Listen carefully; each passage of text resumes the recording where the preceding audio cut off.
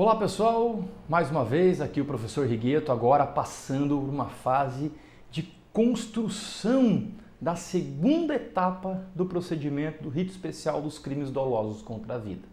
Viemos até a nossa última aula, até o trânsito em julgado da decisão de pronúncia, momento em que encerra a primeira fase do tribunal do júri, chamada de sumário da culpa. A partir desse momento, a gente vai poder mudar um pouquinho a nossa didática. Por quê? Para que você possa entender o rito processual agora, nós não conseguimos seguir um roteiro concatenado das ideias, porque o cartório judicial, ele vai trabalhar, na verdade, de forma aleatória. Ele vai praticar vários atos processuais com vários temas distintos, certo? Para que você possa compreender e conseguir montar a segunda fase do tribunal do júri, onde vai ser submetido a julgamento o João. O João, acusado de tentativa de homicídio com duas qualificadoras, motivo fútil e recurso que dificultou a defesa do ofendido, contra o José, motorista do bondinho, no passeio turístico na cidade de Balneário Camboriú, lá no meados do ano de 2010, ocorrido então com aquela discussão de trânsito, marretadas na cabeça e assim por diante. Lembrando, para quem não está com a memória fresca ali, de que o João estava com a Maria passeando, pararam próximo a um tumulto, do meio do tumulto saiu um homem porte físico atlético, um corte na cabeça, camiseta regata segurando na mão, o qual foi usado inclusive para estancar o sangramento, certo? Ao seu lado, uma moça grávida de calça leg e top, os quais entraram no carro do João e da Maria com proposta de ir ao Hospital Santo Inês. 4, 5, 6 quadros posteriormente, o veículo, na verdade, é parado por determinação desse jovem, que estaria ferido, que desce pela porta de trás do motorista, ele e a grávida, e nunca mais são vistos, a não ser pela Maria, que um dia o vê fazendo Cooper na beira da praia, e embora não seja mais namorada do João, não consegue ajudar muito. Dali para frente, então, surgem situações novas no decorrer do processo. Nós não tivemos câmera, não tivemos nada que pudesse auxiliar o João. O João tem como ônus da prova uma obrigação muito forte, provar quem é esse agressor, porém não consegue. Testemunhas dizem que o agressor fugiu num Gol, placa ABC 1234, o Gol é do João, e a vítima, José, o reconhece por foto na delegacia e o reconhece presencialmente na audiência de instrução. João é submetido então ao tribunal do júri, e para que o tribunal do júri ocorra, a gente precisa então construir o rito processual a partir de agora. Bom, após a decisão de pronúncia, o que é que ocorre? Nós devemos apresentar, Ministério Público e Defesa, um rol de testemunhas e diligências previstas no artigo 422, temos 5 dias para fazer isso, e podemos arrolar somente 5 testemunhas. Deixa eu contar uma coisa para vocês aqui, tanto da parte teórica quanto da parte prática. Antigamente, quando encerrava o trânsito em julgado da pronúncia, ou seja, você vai a júri, o promotor tinha que apresentar um documento chamado libelo acusatório. Ele era uma peça feita por articulados. O que é isso, professor? Onde o promotor dizia o seguinte, que no plenário ele vai provar que o seu José levou as marretadas, vai provar que quem deu as marretadas foi o João, que o João agiu por motivo fútil, que o João agiu por recurso que dificultou a defesa do ofendido, e arrola 5 testemunhas. E essas 5 testemunhas que o promotor podia arrolar, tinha que ser dentre as 8 arroladas na denúncia. Depois vinha a defesa e apresentava o contra-libelo, contrariedade do libelo. E dizia o seguinte, que o seu José pode ter levado as marretadas sim, mas que não foi o João, que o João não agiu por motivo fútil, que não dificultou a defesa do ofendido. E podia rolar 5 testemunhas, que eram das 8 indicadas na resposta à acusação. E sabe por que o libelo e o contra-libelo caíram por terra? Porque por mais que o promotor alegasse A e a defesa alegasse B, eles não estavam presos ao plenário a A e a B, a tese A e a tese B. O promotor podia chegar no plenário e pedir absolvição. A defesa podia chegar no plenário e alegar legítima defesa. Coisas que não estavam nesse documento. Então, para que serviu o libelo e o contra-libelo? Para rolar testemunhas e requerer diligências. Só para isso. Então, em 2008, com a mudança do CPP, o que eles fizeram após a decisão de pronúncia? Eles intimam o promotor e intimam a defesa para que arrolem testemunhas e requeiram diligências. E um detalhe, as 5 testemunhas que eu vou arrolar agora nessa peça não precisam mais fazer parte das 8 que eu tinha rolado na resposta à acusação. O promotor a mesma coisa, vai rolar 5 que não precisam estar nas 8 da denúncia. E aí eu vou contar um parênteses para você do caso do João e da Maria. Bom, como todos sabem, eu leciono já há quase 20 anos, e lecionando e contando esse caso em sala de aula, um belo dia, uma aluna disse assim: professor, eu queria conversar com o senhor no final da aula. Eu falei: pois não. Professor, é o seguinte, eu sou dona de uma loja de joias, uma joalheria. E eu comentei com ela, né, com a minha funcionária, o que o senhor havia contado aqui em sala de aula, e ela disse: peraí, eu conheço esse caso. Eu conheço o seu José. E como essa funcionária era meio desbocada, ela falou assim: e eu conversando com o seu José um dia que ele parou aqui em frente à joalheria, tá? Porque era um ponto daquele bom din-din, onde o rapaz, o senhor descansava, e ela vendo ele com afundamento de crânio, com lesões na cabeça, ela, de maneira totalmente descabida, mas né, perguntou na lata: ô, seu José, o que houve contigo, né? O que aconteceu contigo? E ele respondeu: um monstro fez isso comigo. Aí ela perguntou: mas e esse monstro já foi identificado? Ah, pegaram um trouxa lá de Floripa, agora vai ser ele. Lembra que o seu José falou a mesma frase para o pai do João lá no banheiro? Lembra, na verdade, que lá no banheiro do fórum, o pai do João falou: seu José, por que o senhor está acusando meu filho? O senhor sabe que não é ele. Colocaram ele lá, ele vai até o final. O que eu falei para essa senhora, para essa aluna? Eu falei: eu preciso dessa senhora como testemunha. E ela me deu os dados, eu conversei com a testemunha e ela vai ser arrolada agora na minha petição e vai dar depoimento no plenário do júri. Quem que o Ministério Público arrolou? O José, vítima, a esposa e o filho. Não arrolou o cobrador, porque o cobrador estava em São Paulo, então ela não arrolou. E a defesa arrolou quem? Olha como é diferente do que eu tinha arrolado na resposta à acusação.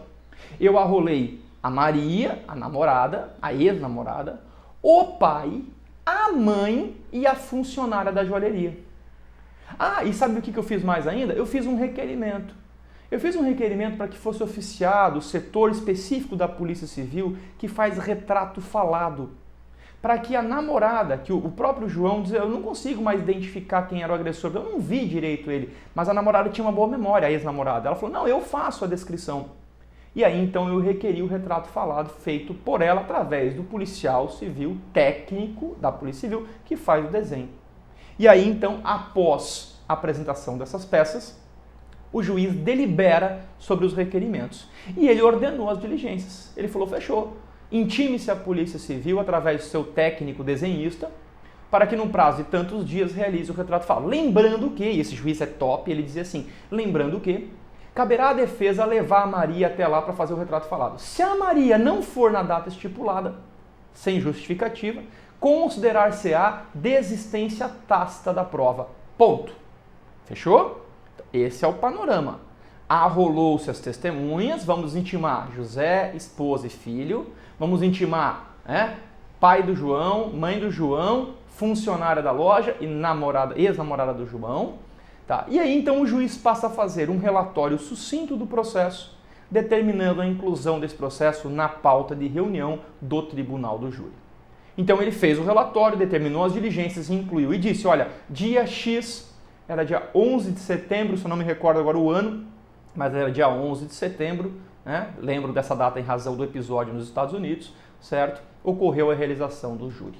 Bom, para fazer o júri, o que nós precisamos? Então agora anota aí: alistamento dos jurados. Vamos lembrar o seguinte, tá? A gente precisa de jurados, porque quem vai julgar um crime doloso contra a vida são os seus semelhantes. E aí funciona assim: toda comarca com mais de 1 milhão de habitantes tem uma lista anual contendo entre 800 e 1.500 nomes. Munícipes, eleitores da comarca, que de preferência não tenham passagem pela polícia, porque a regra é essa: pessoas honestas, com conduta ilibada e assim por diante. Comarcas com mais de 100 mil habitantes, como é o caso de Balneário Camboriú, Itajaí, tem de 300 a 700 nomes. Comarcas menores, como Porto Belo, até acredito que Itapema, que tem a menos de 100 mil habitantes, nós temos de 80 a 400 jurados. Diz o Código de Processo Penal, no artigo 425, que esses nomes devem vir de indicações de grupos como, por exemplo, Rotary Club, Lions Club e assim por diante. Na verdade, isso não ocorre na prática. Comarcas pequenas como Ipumirim, no oeste catarinense, se pega os 80 nomes de uma lista telefônica na época, certo? A regra geral que geralmente a vara criminal faz é oficiar o cartório eleitoral e eles me digam, me dá uma lista de eleitores. Porque um eleitor, um cidadão que é condenado criminalmente, ele tem o direito político suspenso. Então ele não aparece como eleitor ativo. Então automaticamente eu tenho certeza que se eu pego uma lista com eleitores ativos, são eleitores, obviamente, que podem, obviamente, julgar o seu semelhante, possuem conduta ilibada e assim por diante. Bom, esta lista, que vai de 80 a 400, de 300 a 700 ou de 800 a 1.500 nomes, ela deve ser renovada a cada 12 meses. É óbvio que você pode ser até convocado para as sessões de júri, mas se você realizar um júri, se você participar como jurado de 1, 2, você pode participar de 200 júris durante um ano. No ano seguinte, você não pode estar nessa lista mais. Agora, se você foi convocado para 200 sessões de júri e nunca foi sorteado, no ano que vem seu nome permanecerá nessa lista. A ideia é tornar democrático e não repetir o mesmo julgador ao longo dos anos. Perfeito? O que acontece? Então esse é o primeiro tópico, que a gente tem que entender relacionado a essa situação. Professor, mas e quem é o jurado? Já vou explicar para vocês. O jurado, na verdade, primeiro, tem função obrigatória, tá? E ele é o maior de 18 anos de notória idoneidade. Não pode haver condenação criminal, tá? Quem não participar, quem se recusar ou se ausentar injustificadamente do júri, tem uma multa de 1 a 10 salários mínimos, tá? E existe uma possibilidade de isenção da realização do júri. Quem que estão isentos? Isso está previsto no artigo 437. Promotores, juízes, força pública, eles estão isentos da realização do júri. Mas, ao final, ainda diz assim, os cidadãos com maiores de 70 anos que requeiram a dispensa. Então, em regra, jurado como função obrigatória, função democrática, é dos 18 aos 70. Acima dos 70 anos, você requerer, eu vou dispensar você. Tá? Mas tem um detalhe interessantíssimo ainda na função do jurado. Tá? Porque o jurado é o seguinte, há uma disposição prevista no artigo 438 do CPP que diz que se você, por convicção religiosa, filosófica ou política, não puder participar como jurado, o juiz o dispensará. Aí as pessoas perguntam, professor, e como eu faço a prova disso? Não precisa. Basta você alegar que por convicção religiosa eu não posso julgar um semelhante, só Deus julga. Por convicções filosóficas, a minha filosofia de vida diz que eu não posso julgar um semelhante, e ponto final. Por convicções políticas, eu não posso participar de um julgamento. O juiz vai dizer, acolho sua justificativa e o senhor está isento da realização da função obrigatória de ser jurado. Porra, professor, mas que maravilha, achei uma brecha então porque eu não gosto de ser jurado. Pera, como é que vai acontecer no final disso? O júri vai acontecer sem a tua presença, vai durar 5, 10, 20, 30 horas, não interessa. Quando terminar o júri, o tempo que ele durar, você será intimado para cumprir serviço à comunidade. Eu respeito o nosso país, na verdade, por ter uma cultura abrangente, eu respeito, certo, o teu posicionamento religioso, filosófico, político.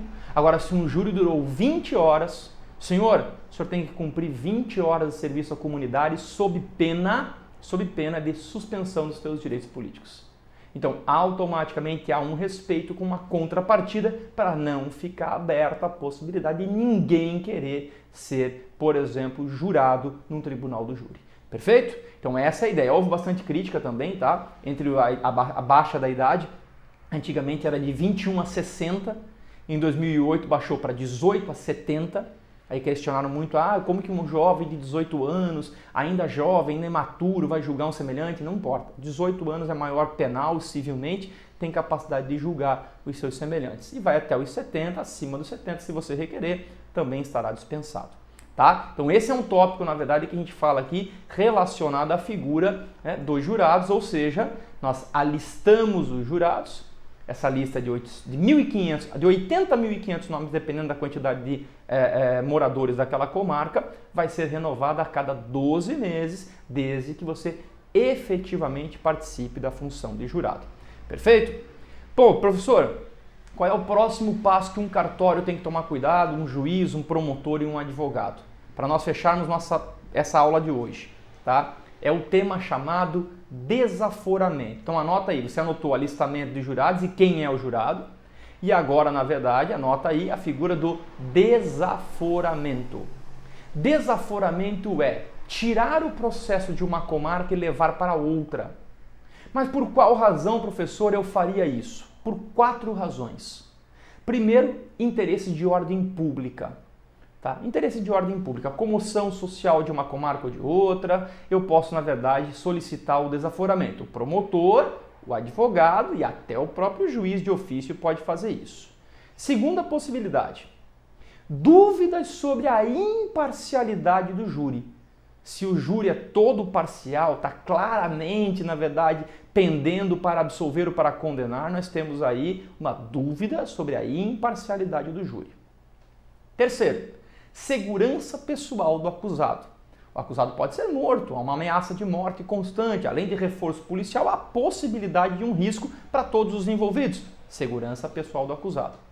E quarta hipótese, quando o juiz perceber que há um excesso de trabalho e ele não conseguir realizar o júri no prazo de 6 meses contados do trânsito em julgado da decisão de pronúncia, ele pode solicitar invocar o desaforamento. Eu, o promotor e o juiz, invocamos o desaforamento ao Tribunal de Justiça. É o Tribunal de Justiça que dá o comando para onde, na verdade, nós seremos julgados. Quem vai para essa outra comarca? Quem vai? Vai o juiz, vai o promotor, vai o advogado, vai o réu, vão as testemunhas. Quem não vai de certeza? Jurados. Porque a ideia, obviamente, é você tirar da comarca. Vamos dar 2 exemplos práticos. Tá? Nós falarmos, por exemplo, do caso emblemático que aconteceu em Balneário Camboriú envolvendo o filho do ex-prefeito, um acidente de trânsito com morte com embriaguez. Balneário Camboriú, todo mundo sabia quem ele era. Quer dizer, julgá-lo aqui era um risco. Aconteceu, não foi pedido desaforamento, mas seria um risco. Agora, julgar esse rapaz em Jaraguá do Sul, ninguém de repente saberia quem ele era. Porque aqui ele poderia ser condenado, em Jaraguá do Sul ele teria a chance de ser absolvido. Inverte. Tivemos um caso em Camboriú, cidade vizinha a Balneário, onde o ex-prefeito, hoje falecido, foi acusado de um homicídio. Mas ele era tão popular, ele era tão benquisto por todos, que em conversa, inclusive com gente humilde da cidade, eu dizia, o que você acha de tal fato? Ah, ele pode até ter matado, mas ele foi um bom prefeito. E certamente ele seria absolvido. Nesse caso, o Ministério Público poderia pedir o desaforamento, o tribunal mandaria para uma outra comarca. Quem seria aquele ex-prefeito, aquele prefeito falecido em Joinville? Ninguém saberia. Então, a ideia do desaforamento é para garantir interesse da ordem pública, dúvidas sobre a imparcialidade do júri, certo? Segurança pessoal do acusado e quando, passados 6 meses do trânsito em julgado, o juiz não conseguir incluir o processo na pauta de julgamento, que automaticamente levaria tempo, prejuízo no julgamento de um processo. Perfeito? Então, nós falamos nesse primeiro tópico aqui, né, nessa aula de agora, desde o momento em que transitou em julgado e houve então o peticionamento, com aqueles requerimentos que o Ministério Público fez e a defesa fez, certo? Possibilidade de alistamento dos jurados e quem são os jurados e a figura do desaforamento. No nosso próximo encontro a gente vai falar do assistente de acusação e assim vamos construindo a parte administrativa de bastidores até a realização da segunda fase chamada plenário do júri. Bons estudos e até o nosso próximo encontro.